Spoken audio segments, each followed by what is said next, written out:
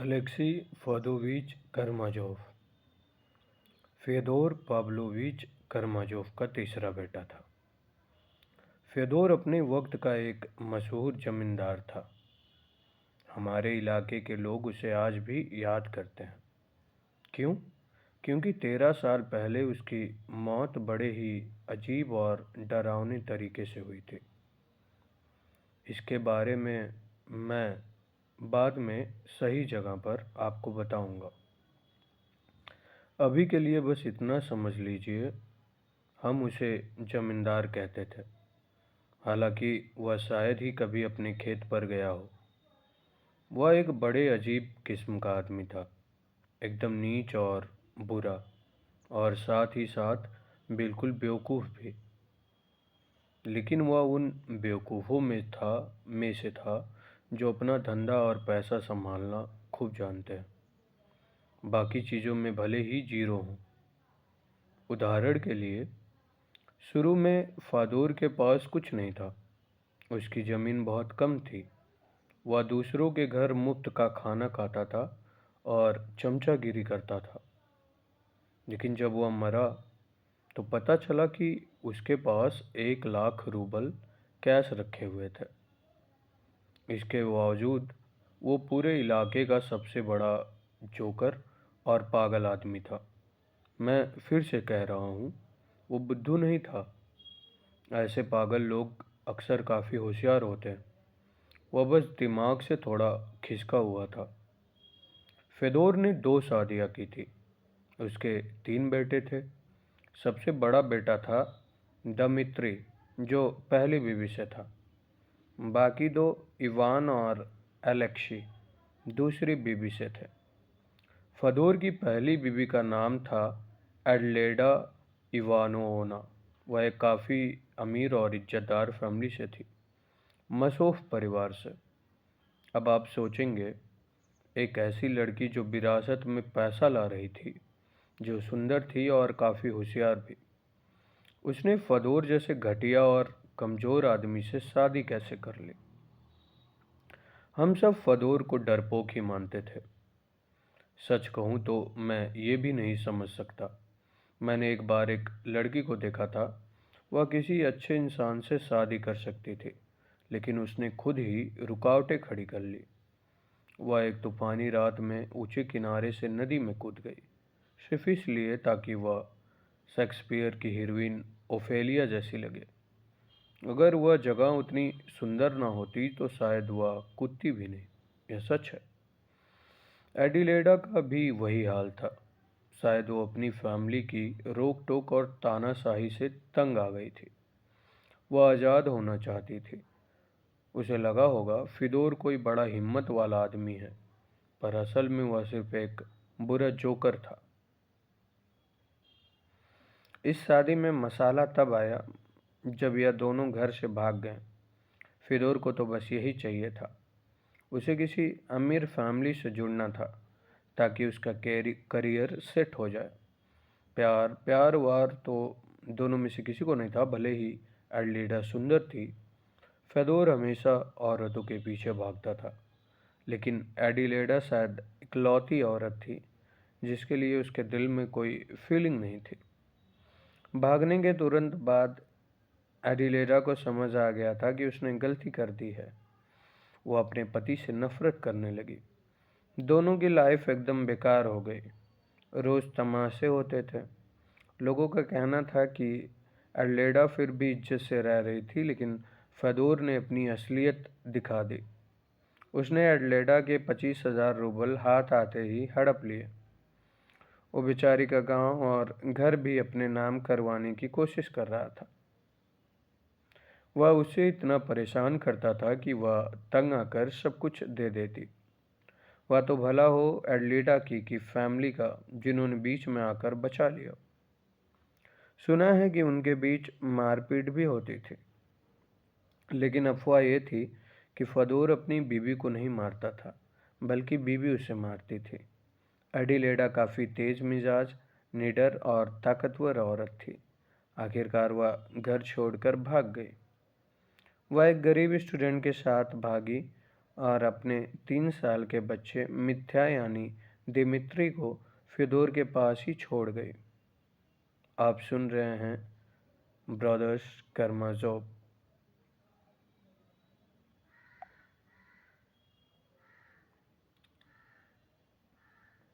बीबी के जाते ही फिदोर ने घर में गंदगी मचा दी। वह औरतों को घर लाने लगा और दिन रात शराब पीने लगा। बीच बीच में वह पूरे शहर में घूमता और लोगों के सामने रोता कि उसकी बीबी उसे छोड़ गई। वह ऐसी ऐसी शर्मनाक बातें बताता जो किसी पति को नहीं बतानी चाहिए। उसे मज़ा आ रहा था बेचारा पति बनने में। लोग उसका मजाक उड़ाते थे। अरे फदोर, तुम तो ऐसे खुश लग रहे हो जैसे प्रमोशन मिल गया हो। लोग कहते थे कि वह जानबूझकर जोकर बन रहा था ताकि लोग उस पर हंसें, पर कौन जाने शायद वह सच में भोला हो। आखिरकार उसे पता चल गया कि उसकी बीबी कहाँ है। वह बेचारी पीटर्सबर्ग में थी, उसी स्टूडेंट के साथ। वहाँ वो एकदम आज़ाद लाइफ जी रही थी। फिर दोनों ने तुरंत वहाँ जाने की तैयारी शुरू कर दी। वो क्यों जा रहा था शायद उसे खुद भी नहीं पता था। जाने से पहले उसने सोचा कि थोड़ी और शराब पी ली जाए। तभी खबर आई कि एडिलेडा मर गई। कुछ कहते हैं टाइफस से, कुछ कहते हैं भुखमरी से। जब खबर आई फिर दूर नशे में धुत था। कहते हैं वह खुशी से चिल्लाता हुआ सड़क पर भागा और हाथ उठाकर बोला, भगवान तेरा शुक्रिया कि तूने मुझे आज़ाद किया। लेकिन कुछ लोग कहते हैं कि वह एक छोटे बच्चे की तरह फूट फूट कर रोया भी। लोग उसे देखकर दुखी हो गए, हालांकि वह सब उसे पसंद नहीं करते थे। हो सकता है दोनों बातें सच हो। वो आज़ाद होने की खुशी भी मना रहा था और दुख भी। इंसान चाहे कितना भी बुरा क्यों ना हो, हमारी सोच से ज़्यादा सिंपल और इमोशनल होता है। हम सब भी वैसे ही हैं।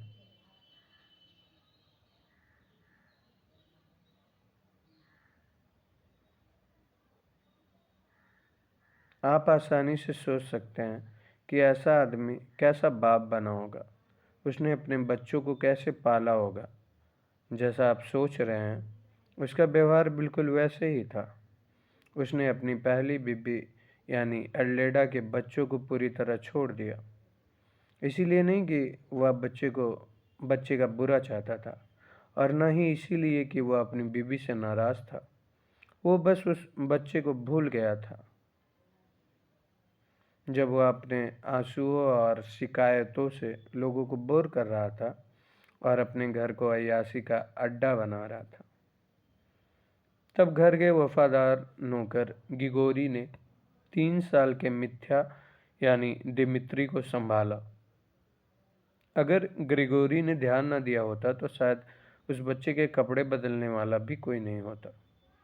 हुआ ये कि शुरुआत में बच्चे के ननिहाल वाले यानी माँ की तरफ से रिश्तेदार भी उसे भूल गए थे। उसके नाना गुजर चुके थे, नानी मास्को चली गई थी और बहुत बीमार थी। मौसियों की शादी हो चुकी थी। इसीलिए मिथ्या लगभग 1 साल तक नौकर गरगुरी के साथ उसी के क्वार्टर में रहा। अगर उसके बाप फेदोर को याद भी आता ऐसा तो हो नहीं सकता था कि उसे पता ही ना हो कि उसका बेटा है। तो अगर उसे याद भी आता तो भी वह उसे नौकर के पास ही भेज देता, क्योंकि बच्चा उसकी अय्याशियों के बीच में रुकावट बनता। लेकिन तभी मिथ्या की माँ का एक कजिन पत्र पेत्र एलोडोविच मसो पेरिस से वापस आया। वह बाद में कई साल विदेश में रहा, लेकिन उस वक्त वह काफ़ी जवान था। म्यूसोफ खानदान में उसे काफ़ी पढ़ा लिखा और मॉडर्न माना जाता था। वो यूरोपियन कल्चर वाला आदमी था। अपनी लाइफ के आखिरी सालों में वह एक पक्का लिबरल बन गया था। उसने रूस और विदेश में कई बड़े बड़े लिबरल लोगों से मुलाकात की थी। वह अक्सर पेरिस की 1848 की क्रांति के किस्से सुनाया करता था। वो इशारा करता था कि उसने भी उस लड़ाई में हिस्सा लिया था। यह उसकी जवानी की सबसे अच्छी याद थी। मसूब के पास अपनी खुद की जायदाद थी। उसका खेत हमारे छोटे से शहर के बाहर था और हमारे मशहूर मठ यानी मोनेस्ट्री की ज़मीन से लगा हुआ था। मसूब ने आते ही मठ वालों से लंबा केस लड़ना शुरू कर दिया, शायद मछली पकड़ने या लकड़ी काटने के हक को लेकर। उसे लगता था कि एक मॉडर्न नागरिक होने के नाते साधु संतों पर हमला करना उसका फर्ज है। जब उसने एडिलेडा के बारे में सुना और उसे पता चला कि मिथ्या नाम का एक बच्चा भी है, तो वह बीच में आया। हालांकि उसे फदोर से सख्त नफरत थी, फिर भी उसने फदोर से पहली बार मुलाकात की। उसने साफ साफ कह दिया कि वह बच्चे की पढ़ाई लिखाई की जिम्मेदारी लेना चाहता है। म्यूसफ बाद में यह किस्सा बहुत मज़ा लेकर सुनाता था। वो बताता था कि जब उसने मिथ्या की बात छेड़ी तो फदोर ने ऐसे एक्टिंग की जैसे उसे समझ ही नहीं आ रहा है कि किस बच्चे की बात हो रही है।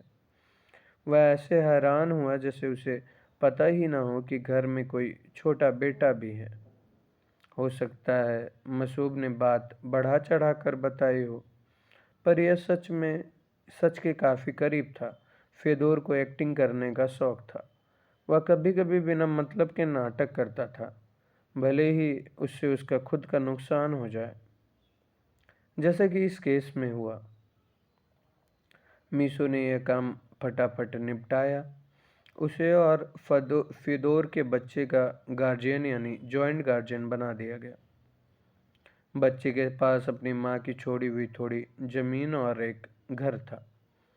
मिथ्या अपने कज़िन म्यूसुफ के पास चला गया, लेकिन म्यूसुफ का अपना कोई परिवार नहीं था। वो अपनी ज़मीन का पैसा समेट कर वापस पेरिस भागने की जल्दी में था। इसीलिए उसने बच्चे को मास्को में अपनी एक कज़िन एक लेडी के पास छोड़ दिया। फिर म्यूसुफ पेरिस में बस गया और वह भी बच्चे को भूल गया। खासकर जब 1848 की क्रांति शुरू हुई, जिसका असर उस पर जिंदगी भर रहा। वो मास्को वाली लेडी मर गई और मिथ्या को उसकी शादीशुदा बेटी के पास भेज दिया गया। मुझे लगता है बाद में उसका घर चौथी बार फिर बदला गया। मैं भी इन सब बातों को और लंबा नहीं खींचूंगा। मुझे आगे फिदोर के इस बड़े बेटे के बारे में बहुत कुछ बताना है। अभी सिर्फ ज़रूरी बातें बताता हूँ, जिसके बिना मेरी कहानी शुरू नहीं हो सकती। सबसे पहली बात यह या दामित्री फदोविच फेदोर के 3 बेटों में से अकेला ऐसा था जिसे बचपन से यकीन था कि उसके पास जायदाद है। उसे लगता था कि बालिग होते ही, एडल्ट होते ही वह अमीर और आज़ाद हो जाएगा। उसका बचपन और जवानी बड़ी अजीब और बिखरी हुई थी। उसने स्कूल की पढ़ाई पूरी नहीं की। वह एक मिलिट्री स्कूल में गया, फिर काकेशस चला गया। वहाँ उसे प्रमोशन मिला। फिर उसने कोई लड़ाई लड़ी और उसे नीचे की पोस्ट पर डिमोट कर दिया गया। फिर उसने दोबारा प्रमोशन पाया। उसने खूब अय्याशी की और बहुत पैसा उड़ाया। जब तक वह बालिग नहीं हुआ, जब तक वह एडल्ट नहीं हुआ, उसे फिदोर से कोई पैसा नहीं मिला। तब तक वह कर्ज में डूबा रहा।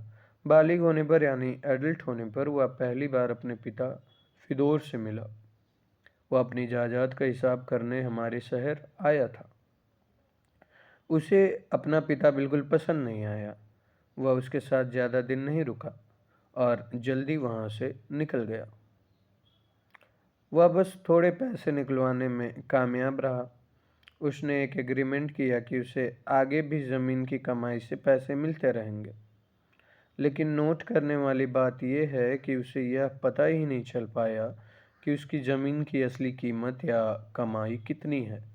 फ्योदोर ने उसे कोई हिसाब नहीं दिया। फ्योदोर ने उस वक्त एक बात नोट की और यह बहुत ज़रूरी बात है। उसने देखा कि मिथ्या को अपनी जायदाद के बारे में कुछ गलतफहमियां हैं। मिथ्या को लगता था उसके पास बहुत पैसा है। फेदोर इससे बहुत खुश हुआ क्योंकि यह उसके प्लान के लिए अच्छा था।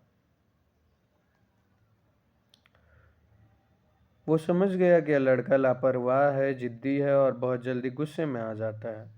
वो अय्याश है। उसे अगर बस थोड़ा सा कैश मिल जाए तो वह शांत हो जाएगा, भले ही थोड़े समय के लिए। तो फेदोर ने इसका फ़ायदा उठाना शुरू किया। वह उसे कभी कभी थोड़े पैसे भेजता रहा।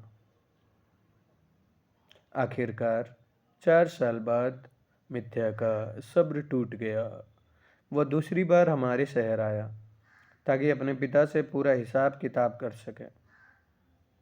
लेकिन उसे एक करारा झटका लगा। उसे पता चला कि उसके पास तो कुछ बचा ही नहीं है। हिसाब मिलना तो दूर की बात थी। फ्योदोर ने उसे बताया कि उसने अब तक जितने पैसे लिए हैं वह उसकी जायदाद की कीमत से ज़्यादा थे। उल्टा मिथ्या फदोर का कर्जदार हो चुका था।